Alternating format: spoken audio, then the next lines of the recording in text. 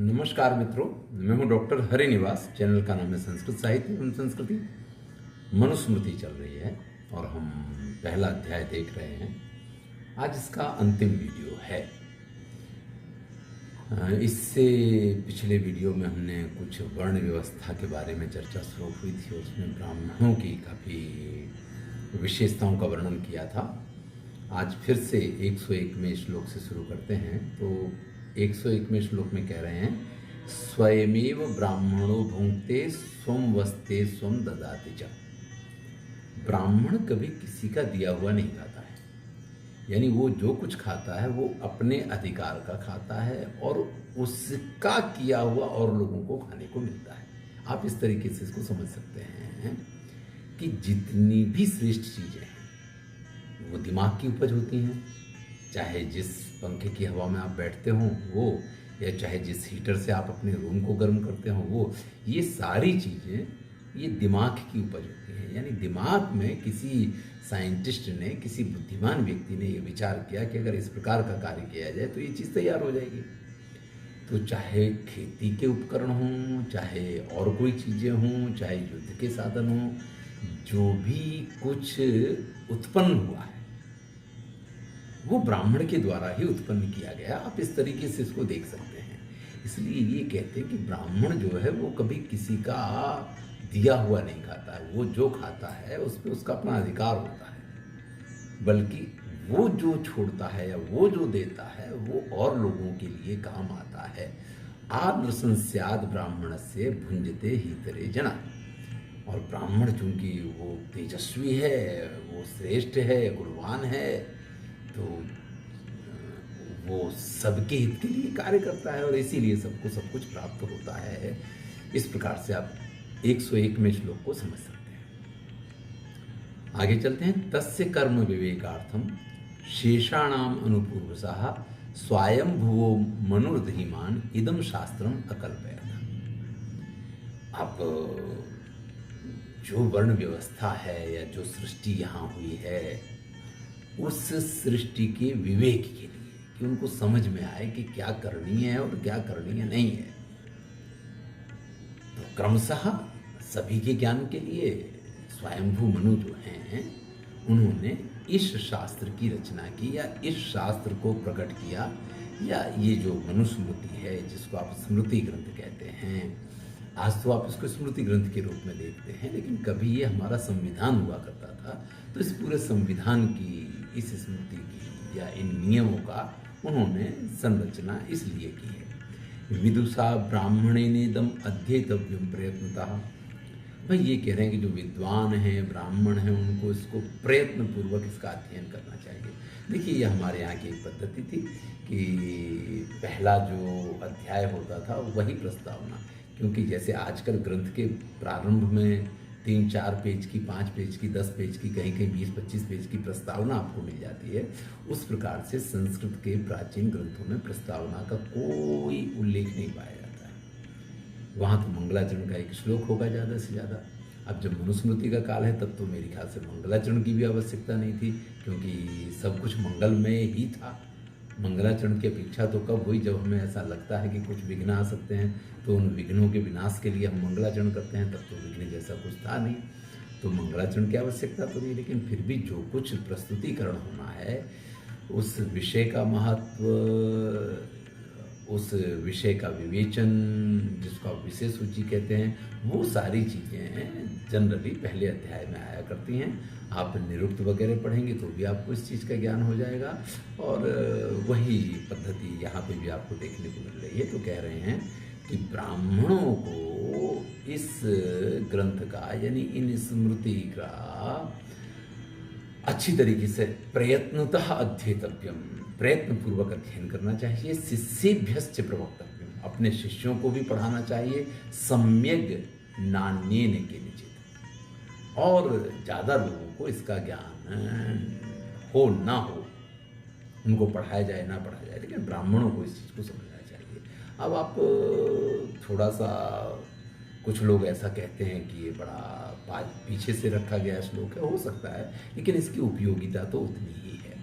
उपयोगिता किस प्रकार से है, हम आपको एक स्पष्ट विवेचन करके बताएं तो जो भी श्रेष्ठ लोग हैं उनको कानून का अगर ज्ञान है तो वो योग्य मार्ग का अनुसरण करते हैं, लेकिन इसी कानून को जब दुष्ट लोग जानते हैं तो वो उसमें से छिद्र ढूंढते हैं कि ये मार्ग हो सकता है हमें इसमें से बचने का।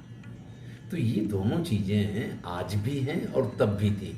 इसलिए आज भी ऐसा होता है कि हर व्यक्ति को भारतीय संविधान का ज्ञान होना चाहिए, लेकिन वही संविधान का ज्ञान अगर हमारे कुछ ऐसे दुष्ट लोगों को हो जाता है तो उसका गलत ढंग से प्रयोग करते हैं। इसीलिए यहाँ पे भी इस बात को कहा गया है कि ब्राह्मणों को प्रयत्नपूर्वक इसको पढ़ना चाहिए, अपने शिष्यों को जो समझदार लोग हैं उनको अच्छी तरीके से पढ़ाना चाहिए, और लोगों के लिए बहुत आवश्यकता नहीं है। इदम शास्त्रम अधीयानो ब्राह्मण संसित व्रतः मनोवाग देह जैर नित्यम कर्म दोषैर न लिप्यते। देखिए वही बात आ गई है कि इस शास्त्र को जब ब्राह्मण व्रत पूर्वक नियम पूर्वक यानी अच्छी तरीके से पढ़ लेगा, समझ लेगा, तो मन से, वाणी से और शरीर से, क्योंकि मनसा वाचा कर्मणा 3 प्रकार से कर्म किए जाते हैं और हमारे यहाँ तीनों प्रकार के कर्मों के फल भोगने पड़ते थे। सतयुग में तो यही था, कलयुग में ऐसा कहते हैं कि मन और वाणी से किए हुए कर्मों का फल नहीं भोगना पड़ता, लेकिन मन से किए हुए कर्मों का फल आपको भोगना पड़े न भोगना पड़े। तो वाणी से किए हुए अगर आप किसी को गलत बोलते हैं तो उसकी सजा तो है, हमारे यहाँ उसका प्रावधान तो है। हाँ, थोड़ी वाक स्वतंत्रता मिलती है और इसके लिए आप प्रधानमंत्री को गालियाँ दे लें, आप श्रेष्ठ लोगों को गालियाँ दे लें, फिर उसको आप अपना वाणी स्वातंत्र का अधिकार मान करके और उसकी व्याख्या कर लें, तो ये संभव है। लेकिन मनु के समय में ये चीज़ें नहीं थी। अगर कोई व्यक्ति अपने मन से भी गलत विचार कर लिया करता था तो वो खुद इस चीज़ को रियलाइज़ करता था कि भाई मुझसे ये भूल हुई है, मुझे इसकी सज़ा मिलनी चाहिए, जिससे दोबारा से मन में भी ऐसे विचार ना आए। तो यहाँ ये कह रहे हैं कि मनु वाग दैह जैर नित्यम कर्म दोषैर न लिप्यते। तो मन, वाणी और शरीर से होने वाले जो कर्म हैं, नित्य कर्म हैं, नित्य प्रति करने वाली जो प्रक्रियाएं हैं, उनके दोषों से वो बच जाता है। जैसा कि हमने संभवतः पिछले वीडियो में चर्चा की थी, तब कहा था कि हमें जहाँ झूठ बोलने की आवश्यकता नहीं होती है हम वहाँ भी झूठ बोलते हैं। क्यों बोलते हैं? बस एक हमारा स्वभाव हो गया है, हमें एक आदत पड़ गई है कि हमें इस प्रकार की भाषा के प्रयोग में अच्छा लगता है। हम किसी से मजाक भी झूठ में करते हैं, और अगर कोई कुछ कहे तो हम कहते हैं अरे यार हम तो मजाक कर रहे थे। तो ये एक हमारी दैनिक प्रक्रिया बन गई है। तो उन दोषों से बचा जा सकता है अगर हम इस प्रकार की स्मृति ग्रंथों को पढ़ें और उसको समझें और जानें। आगे कहते हैं पुनाति पंक्ति वंस्याश्च सप्त सप्त परावरान पृथ्वीम अपि चैवेमां कृष्णाम एकोपि सोढ़ति। अब इस मनुस्मृति के पढ़ने से देखिए, अब इसका महत्व इस समय चल रहा है। ब्राह्मण पढ़ेंगे तो उनके साथ क्या होगा, लेकिन जो भी इसको पढ़ेगा पुनाति पंक्ति वंस्याश्च सप्त सप्त परावरान, फिर उसकी 7 पीढ़ियां जो हैं वो इससे गलत कामों से बच जाएंगी, और उनको वो क्या करता है, पुनाति पवित्र बना देता है। अब आप ये कहिए कि अगर मुझे नियम कायदे कानून मालूम हो जाए, मैं स्मृति ग्रंथ पढ़ लूँ या आज की तारीख में मैं संविधान पढ़ लूँ, तो हमारी 7 पीढ़ियों का कल्याण कैसे हो सकता है। यानी हमारे चलिए आने वाली पीढ़ियों के बारे में हम ये कहें कि वो आगे हम उस चीज़ को उस तरीके से अपने बच्चों को और आगे आगे इस चीज़ को देते जाएं तो हो सकता है उसका ज्ञान मिल जाए और उनको कुछ उसका लाभ भी हो जाए। लेकिन हमारे पूर्वजों को इसका लाभ कैसे प्राप्त होगा?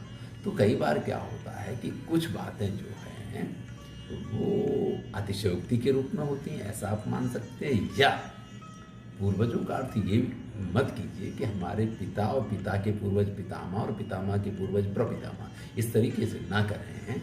लेकिन हमारे पूर्वजों में हमारे पिता भी आते हैं, हमारे चाचा भी आते हैं, हमारे मामा भी आते हैं, हमारे मौसा भी आते हैं, इस प्रकार के जो भी हमारे रिलेटिव हैं, हमारे फूफा जी भी आते हैं। ये एक जो पूरा क्रम है, या दादा भी आते हैं, नाना भी आते हैं, और भी कुछ इस प्रकार के जो लोग हैं, तो उन सबका कल्याण हो सकता है अगर आपने अच्छी तरीके से इसको पढ़ा है।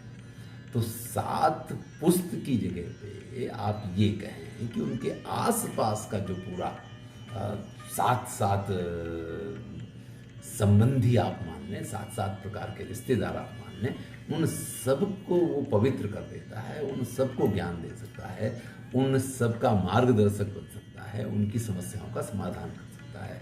इस प्रकार से आप इस अर्थ को लेंगे तो जल्दी समझ में आ जाएगा। अन्यथा क्या है कि यहाँ मनुस्मृति में तो श्लोक दिए हुए हैं और सार्थक श्लोक दिए हुए हैं। कई बार क्या होता है कि हम उनके अर्थों को ठीक से समझ नहीं सकते हैं और परिणाम ये आता है, हम कहते हैं कि अरे यार ये तो खाली ऐसे ही अतिशयोक्ति में इस बात को कहा गया है। लेकिन अगर आप अपने पूर्वज में 7 पीढ़ियाँ गिनने लग जाएं तो ये आप सिर्फ स्वलक्षी हो गए हैं।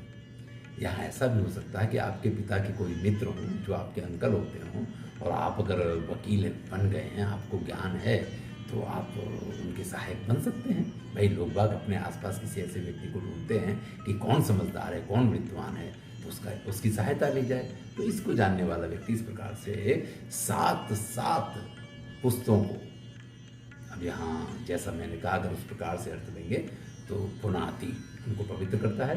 पृथ्वीम अपि चैवेमां कृष्णाम एकोपि सुव्रते। और ये जो समस्त पृथ्वी है, यानी अगर आप अच्छी तरीके से संविधान को जानते हैं तो फिर आप ये समझ लीजिए कि सब चीज़ें आपके बस में हैं। इस पृथ्वी पे कौन गलत कर रहा है, कौन सही कर रहा है, कौन क्या न्यायोचित है, क्या अन्यायोचित है, और जो न्यायोचित है उसका समर्थन कर सकते हैं, जो अन्यायोचित है उसके सामने आप तुरंत आवाज़ उठा सकते हैं। तो बहुत सारी ऐसी चीज़ें हैं कि इस पृथ्वी की सभी बातें आप ये मान लीजिए कि वो अपने वश में रख सकता है। वश में रखने का मतलब ये नहीं होता है कि सब उसके इशारे पे चलेगा। वश में रखने का मतलब ये होता है कि उसको तुरंत मालूम पड़ता है कि ये गलत है और ये सही है, और जो गलत है वो नहीं होना चाहिए, जो सही है वो होना चाहिए। तो उस चीज़ का समर्थन अपनी मर्जी के अनुसार वो कर सकता है। इदम स्वस्थ्यैनम श्रेष्ठम इदम बुद्धिर्विवर्धनम। देखिए बड़ी सुंदर बात कर रहे हैं। ये स्वस्थ्यैनम श्रेष्ठम, ये कल्याणकारी है। इदम बुद्धि विवर्धनम, ये बुद्धि की अभिवृद्धि करने वाला है। इदम यशस्य आयुष्यम इदम निःश्रेयसम परम, ये यश को देने वाला है, ये आयुष्य को देने वाला है, और ये परम कल्याण है। अब ये तो देखिए प्रत्येक विद्या के लिए कहा जाता है, लेकिन जब स्मृति ग्रंथ की बात करें तो जिनको धर्मशास्त्र माना गया है, तो धर्म के रूप में आपको क्या करना क्या नहीं करना, ये बात जो आपको समझा रहा हो, तो आप बिल्कुल इस चीज़ पे विश्वास कर सकते हैं कि उसमें आपका कल्याण ही कल्याण होगा, उसमें आपका सब कुछ अच्छा होगा। तो इसलिए कहते हैं कि ये कल्याण का करने वाला है, ये बुद्धि को बढ़ाने वाला है, ये आपको यशस्वी बनाने वाला है, और आपके आयुष्य को भी बढ़ाएगा। क्योंकि आप अगर गलत कार्य नहीं करेंगे, सन्मार्ग पे चलेंगे, तो स्वाभाविक है कि आप शतायु होंगे। कलयुग में है तो शतायु, और अगर सतयुग की बात करें तो 400 वर्ष आपका आयुष्य होगा इस प्रकार का। और ये परम कल्याण का देने वाला है। अस्मिन् धर्मो अखिलेन उक्तो गुणदोषौ च कर्मणाम चतुर्णाम अपि वर्णानाम आचारश्चैव शाश्वतः। अब देखिए, अब इसके वर्ण विषय की चर्चा शुरू करते हैं, तो धीरे धीरे आगे बढ़ेंगे। पहले कहते हैं कि अस्मिन् धर्मो अखिलेन उक्तम, इसमें धर्म की समस्त चर्चाएं की गई हैं। जैसा मैंने इससे पहले ही कहा कि ये धर्ममय आचरण आपको सिखाता है कि आपको जिंदगी में करना तो है ही है, लेकिन जो करना है वो धर्मयुक्त कैसे बनेगा, ये आपको सिखाता है। तो अस्मिन् धर्मो अखिलेन उक्तम, इसमें धर्म को अच्छी तरीके से समझाया गया है। यहाँ धर्म यानी आपकी कर्तव्य पालनता हो, कि अगर आप पुत्र हैं तो पुत्र के रूप में आपकी क्या जवाबदारी, आप पिता हैं तो पिता के रूप में आपकी क्या जवाबदारियाँ हैं, आप शिष्य हैं तो गुरु के साथ क्या व्यवहार करना चाहिए, आप गुरु हैं तो शिष्य के साथ क्या व्यवहार करना चाहिए। इसी को धर्म कहा गया है। जीवन में धर्म यानी आप किस भगवान को मानते हैं वो धर्म नहीं होता है। धर्म क्या है, आप कर्तव्य का पालन क्या करते हैं, उसको धर्म कहा गया है। गुण दोषो च कर्मणाम, और कर्म में क्या गुण हैं क्या दोष हैं उसको भी अच्छी तरीके से यहाँ पे समझाया गया है। यानी आपको जीवन में क्या करणीय है, क्योंकि वो करेंगे तो आप गुणवान हैं और वो श्रेष्ठ है, और क्या अकरणीय है क्योंकि उनमें दोष विद्यमान है, वो सब कुछ यहाँ पे बताया गया है। चतुर्णाम अपि वर्णानाम आचारश्चैव शाश्वतः, और चारों वर्ण जो हैं, ब्राह्मण क्षत्रिय वैश्य शूद्र, ये चारों वर्ण जो हैं, इनका आचार विचार व्यवहार क्या होना चाहिए, शाश्वतः उसको अच्छी तरीके से समझाया गया है। शाश्वत का अर्थ ये होता है जो हमेशा ही उसी प्रकार से रहे, जिसमें परिवर्तन नहीं होते हैं। देखिए, समय के साथ कुछ चीजें बदल जाया करती हैं। आप वर्ण व्यवस्था के नाम बदल दीजिए, ब्राह्मण, क्षत्रिय, वैश्य, शूद्र, ये आपने जातियों के नाम कर दिए और आपने क्लास 1, क्लास 2, क्लास 3, क्लास 4 अपने हिसाब से एक नए नामकरण कर दिए। इससे फर्क नहीं पड़ेगा, लेकिन आचार तो तब जो ब्राह्मण का था आज भी क्लास 1 का वही आचरण करना उसको रहेगा, और तब जो शूद्र को करना था आज भी क्लास 4 को वही आचरण करना रहेगा। तो जो शाश्वत है चारों वर्णों का व्यवहार, आचार विचार, उनको क्या करना चाहिए उसका यहाँ पे विस्तार से विवेचन किया गया है। अब जब आचार की बात आई तो आचार के संदर्भ में बड़ी प्रसिद्ध एक पंक्ति है और वो यहीं से ली गई है कि आचारः परमो धर्मः श्रुति युक्ता स्मार्त एवं। आचार यही सबसे बड़ा धर्म है, ऐसा श्रुतियों में कहा गया है और स्मृतियों में कहा गया है। तस्माद अस्मिन् सदा युक्तो नित्यम स्याद आत्मवान द्विजः। इसलिए किसी भी व्यक्ति को इससे युक्त होना चाहिए। यानी आचार जो है, सदाचार आप जिसको कहते हैं, जिसको आप श्रेष्ठ आचरण कहते हैं, ये सबसे बड़ा धर्म माना गया है। एक ब्राह्मण को क्या करना चाहिए अगर वो इस चीज को नहीं समझता है, अगर वो इस चीज को आचरण में नहीं लाता है, तो फिर तो ब्राह्मण को क्या करना, क्षत्रिय को क्या करना, वैश्य को क्या करना, ये चीज क्लियर नहीं होगी। और नहीं होगी तो जब आपके अपने कर्तव्य क्षेत्र निश्चित नहीं होंगे तो फिर तो सब चारों तरफ बेकार हो जाएगा।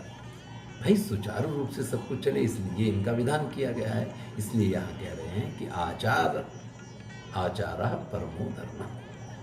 आचार ये सबसे बड़ा धर्म है और ये श्रुतियों में भी कहा गया है, यानी वेदों में भी ये बात कही गई और स्मृतियों में भी ये बात कही गई, क्योंकि स्मृतियां श्रुतियों का ही अनुसरण करती हैं। तो तस्मात् अस्मिन् सदा युक्तो, इसलिए सदाचार से हमेशा युक्त होना चाहिए। आत्मवान द्विजा, जो ब्राह्मण है, जो अपनी आत्मा पे निग्रह रखता है, या जो श्रेष्ठ जो भी व्यक्ति है, जो भी समझदार है, जो भी श्रेष्ठ बनना चाहे, क्योंकि यहाँ द्विज शब्द का प्रयोग किया, इसका तो ब्राह्मण नहीं होता है। द्विज में क्षत्रिय भी आते हैं, वैश्य भी आते हैं। तो ब्राह्मण, क्षत्रिय और वैश्य ये लोग जो हैं, इनको अपने धर्मों का योग्य रूप से पालन करना चाहिए। सबके आचारों का यहाँ उल्लेख किया गया है, तो और आचार सबसे बड़ा धर्म है, इसलिए उसका पालन सबको बड़ी ही निष्ठापूर्वक करना चाहिए। चलिए अब आचार की थोड़ी विस्तृत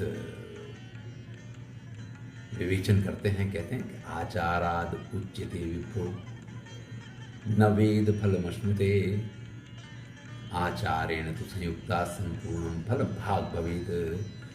आचारात विच्युतो विप्र, जो ब्राह्मण अपने आचरण से गिरा हुआ हो, आचाराद च्युतो विप्र, आचार से गिरा हुआ जो व्यक्ति होता है, जो ब्राह्मण होता है, वो वेद के फल को प्राप्त नहीं कर सकता है। यानी अगर आपका आचरण सही नहीं है तो आप चाह के भी वेदोक्त फलों को प्राप्त नहीं कर सकते। और अगर आपका आचरण उपयुक्त है तो संपूर्णम फल भाग भवे, तो सभी प्रकार के फलों की आपको प्राप्ति होती है। सारे प्रकार के फल आपके भाग्य में हैं, फिर कोई भी चीज आपसे दूर नहीं रह सकती है। अब सिर्फ बातों के रूप में आप इसको सुन रहे हैं, इसलिए आप कितनी समझ में आ रहा है, कितना नहीं आ रहा है, लेकिन जीवन में जो लोग सदाचरण करते हैं, संभवतः कभी आपको ऐसा दिखाई दे कि उसको कुछ नुकसान हो रहा है, उसको कुछ समस्याएं आ रही हैं, उसके साथ कुछ गलत हो रहा है, लेकिन सत्य में वो जयते, ये आप जानते हैं। ओवरऑल अंत में लाभ उसी को होता है जो सदाचारी होता है। इसलिए यहाँ कहते हैं कि जो आचार से रहित होता है उस ब्राह्मण को वेदोक्त फलों की प्राप्ति नहीं होती है, और जो आचार से युक्त होता है उसको सभी प्रकार के फलों की प्राप्ति होती है। एवं आचार तो दृष्ट्वा धर्मस्य मुनयो गतिम सर्वस्य तपसा मूलम आचारम जगृहु परम।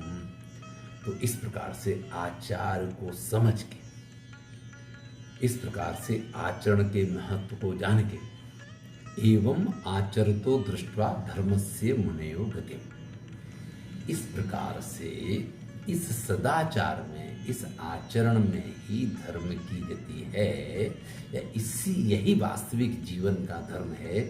ऋषि मुनियों ने इस बात को अच्छी तरीके से समझा है। सर्वस्य तपसो मूलम आचारम जगृहु परम, और इन सबके मूल में जो है वो आचार ही है। यानी व्यक्ति अगर सदाचार का आचरण करता है तो ये उसकी सबसे बड़ी तपस्या, फिर उसको और किसी तपस्या की जरूरत नहीं है। अगर कोई व्यक्ति सत्य बकता है और हमेशा सत्य बोलता है तो उसको और किसी तपस्या की जरूरत नहीं है। अगर कोई व्यक्ति अध्ययन करता है और अध्ययनशील है, सतत पढ़ता रहता है, लोगों के लिए कल्याण के काम करता है, तो फिर उसको सिर्फ यही विद्या अध्ययन ही उसके लिए सबसे बड़ा सदाचार है। तो समझने की बात यह है कि जो उत्तम आचरण है वही धर्म है और वही तपस्या है। इस चीज़ को ऋषियों मुनियों ने भी अच्छी तरीके से समझा है। इसलिए जो जिस कार्य में रत रहता था उस कार्य को सदाचार के रूप में किया करता था। ये बड़ी सुंदर बात यहाँ पे कही गई है। चलिए 110 श्लोक यहाँ पूर्ण हो जाते हैं। अब 111वां श्लोक है, यहाँ से एक तरीके से इसकी पूरी विषय सूची प्रस्तुत की गई है। कहते हैं जगतस्य समुत्पत्तिर सत्कारम विधिमेव च व्रतचर्योपचारम च स्नान्यान्या च परम विधिम। भाई जगत की सृष्टि का वर्णन ये तो हम सुन चुके हैं और ये पहले अध्याय में था। अब सत्कार विधि, व्रतचर्या, उपचार, स्नान और उसके साथ की स्नान, अन्याचा परम विधि, और जो विधियां हैं उनका वर्णन दूसरे अध्याय में किया गया है। दाराधिगमनम चैव विवाहानाम च लक्षणम। दाराधिगमन यानी स्त्री का साथ विवाह इत्यादि, महायज्ञ विधान इत्यादि, और श्राद्ध कल्पश्च शाश्वता।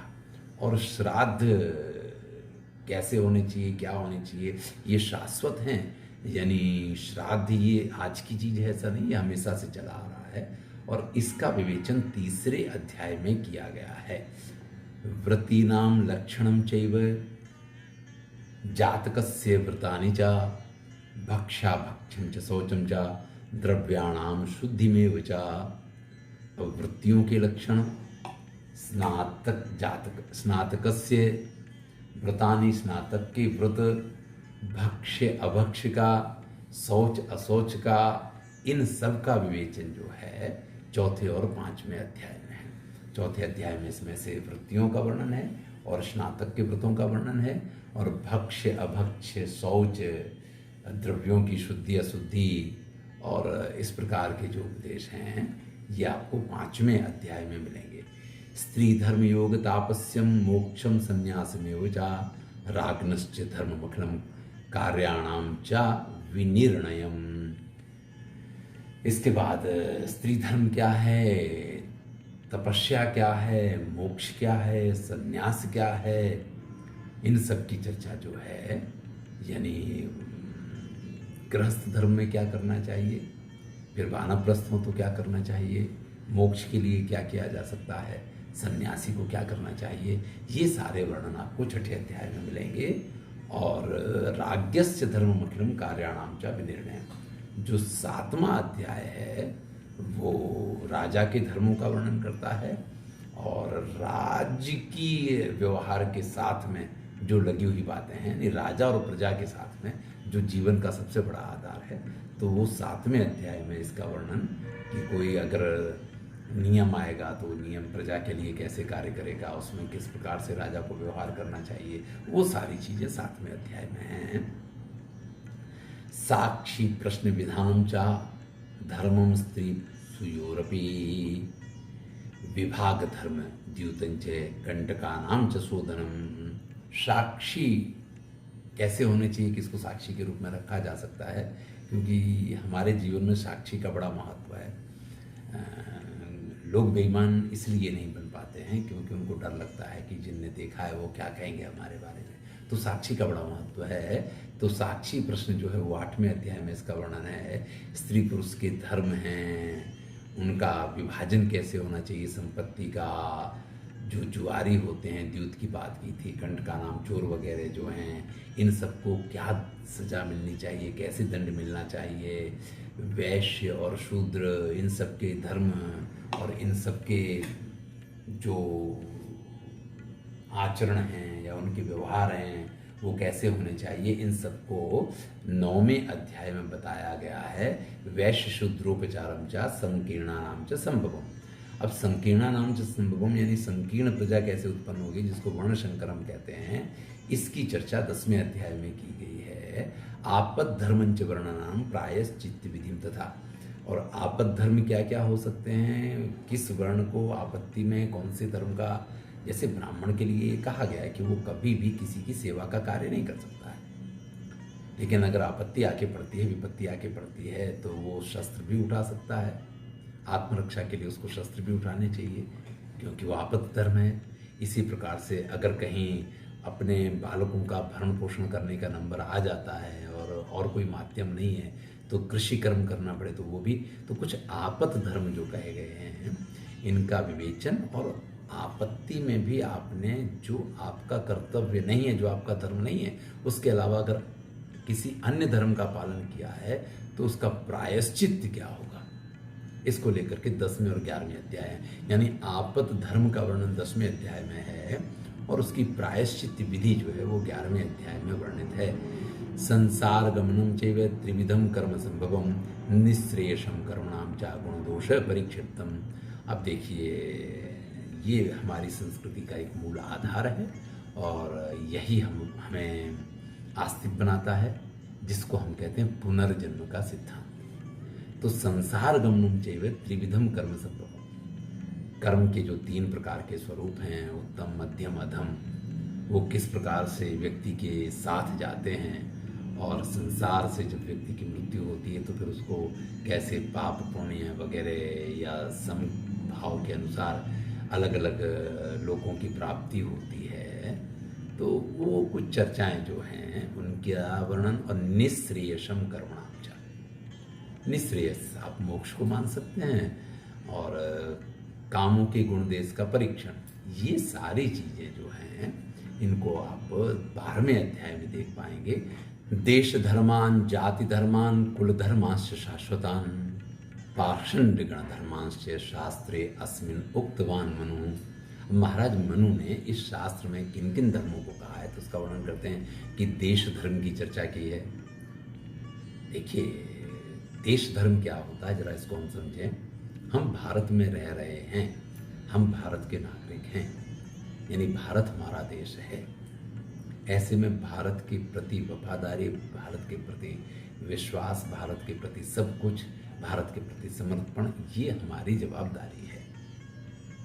लेकिन जो पाकिस्तान में रह रहे हैं वो हमारे लिए दुश्मन हो सकते हैं, या हम उनको शत्रु मान सकते हैं, हम उनके सैनिकों को गलत दृष्टि से देख सकते हैं, लेकिन जो जवाबदारी अपने राष्ट्र के लिए हमारे सैनिकों की है, वही जवाबदारी पाकिस्तानी सैनिकों की उनके राष्ट्र के लिए है। जैसे आपका सैनिक किसी पाकिस्तानी सैनिक को मारेगा तो उसको मेडल मिलेगा, ऐसे पाकिस्तानी सैनिक भी अगर आपके सैनिक को मारेगा तो उसको मेडल मिलेगा। तो ये देश धर्म है कि जो जिस देश में है उस देश के साथ उसकी जवाबदारी होती है। अब मान लीजिए अभी जैसे कि बड़ी विकट स्थिति आई, बहुत सारे ऐसे लोग थे जो चाइना में रहते थे, वहाँ पढ़ते थे, वहाँ उसके साथ व्यवसाय करते थे, उनके साथ धंधा किया करते थे, वहाँ से अपना सामान मंगाते थे, यहाँ मार्केट में बेचते थे।